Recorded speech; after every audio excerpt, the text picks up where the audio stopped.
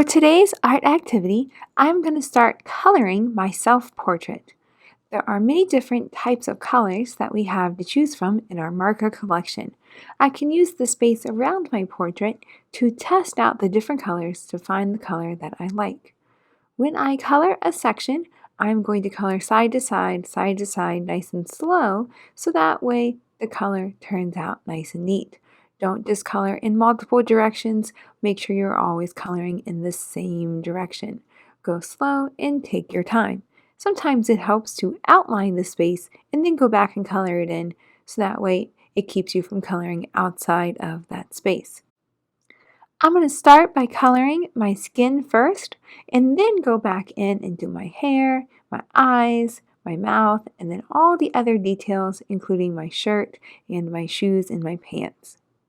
Think about what colors you want to choose for your self-portrait.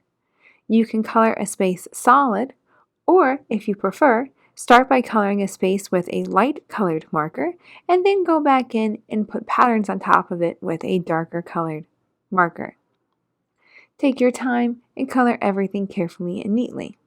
If you accidentally color outside of your lines, that is okay.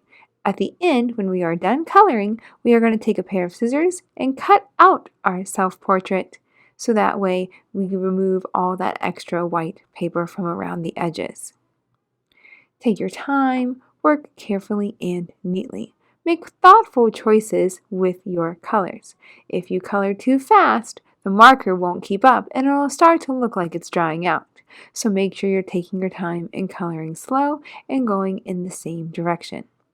Once you have colored everything in, I'm going to get my scissors and I'm going to cut out my self-portrait. Take your time and cut right on the black line, removing all the white paper from around your self-portrait. Now there are some parts of the self-portrait that will be trickier than others. The hands and the hair are going to be the hardest part to cut out. One strategy you can use is to first remove all the excess paper from around your self-portrait. So instead of trying to cut with all that extra paper still attached, go ahead and just cut a bubble around your self-portrait. A bubble will help to remove all that extra paper first.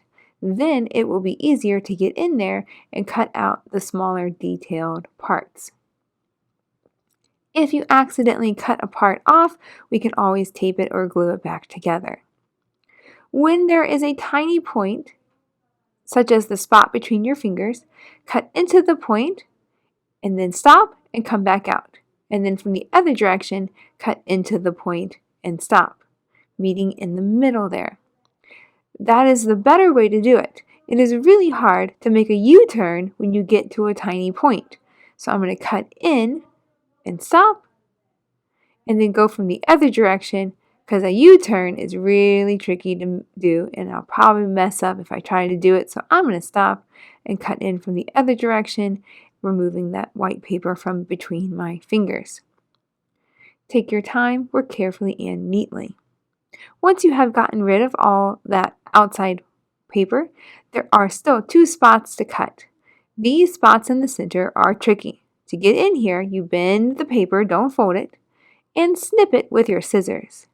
One little snip creates a spot where you can wiggle your scissors in, creates a little opening, and now I can get my scissors in there and I can remove the paper from inside of my self-portrait.